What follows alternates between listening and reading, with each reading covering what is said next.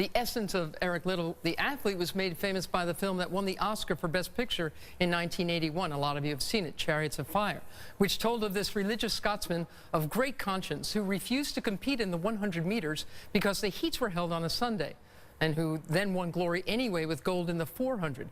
But what followed the 1924 Paris Games was just as dramatic. And that story, the less-known second chapter of Eric Liddell's life, takes place entirely here in China. Eric Liddell was a citizen of two nations, beloved in Scotland, but devoted to China. Liddell's place in Olympic history is more about the race he didn't run than the one he'd win.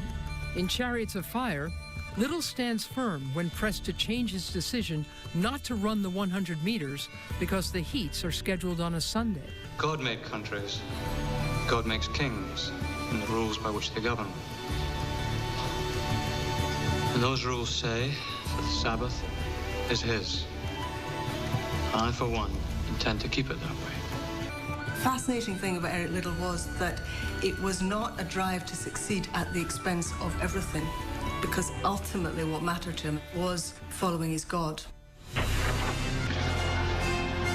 He often said he ran the first 200 as fast as he could, and with God's help he ran that last part faster.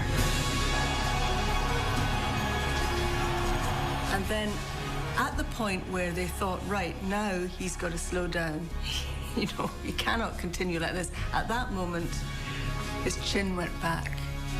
His head was flung back, and you know, this amazing windmill action of his arms started up, and he just belted forward, and he won it comfortably. 47.6 seconds, it was a world record. They had never seen a race like it, ever.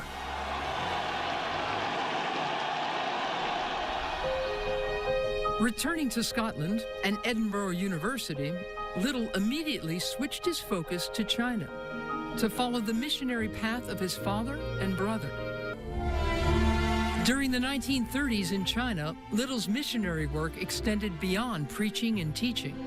He was literally saving lives as the country was ravaged by a civil war and then foreign occupation by the Japanese.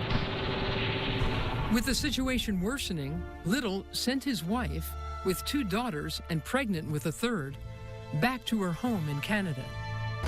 On December 8, 1941, the day after the bombing of Pearl Harbor, the Japanese ordered Liddell and nearly 2,000 foreigners from Allied countries to an internment camp in Weifang, 300 miles southeast of Beijing. We weren't dying, but we didn't have much strength.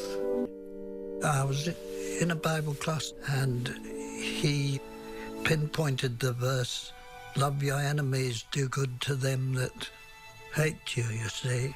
He said, "I've been getting up early in the morning and praying for the Japanese." He challenged us to start praying for the Japanese, and I started to pray for the Japanese. In February 1945, Liddell's health deteriorated suddenly, and he died from a brain tumor. When another Scottish athlete, Alan Wells, won the 100 metres for Britain in the 1980 Moscow Olympics, he was asked, "Did you run this for Harold Abrahams?" And Alan Wells just smiled and he said, "No, this one was for Eric Liddell." Clearly, Alan Wells' point was this was the race that Eric Liddell would have won, and he was running it for him.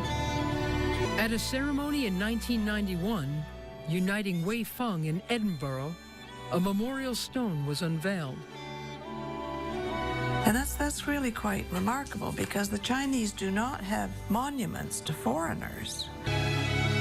Born 1902 in China, the son of Christian missionaries, died 1945 in China, having adopted the calling of his parents. It is worth noting this man of 2 nations, who is in fact the first Olympic gold medalist ever born in China, and whose impact lives on with a glowing relevance.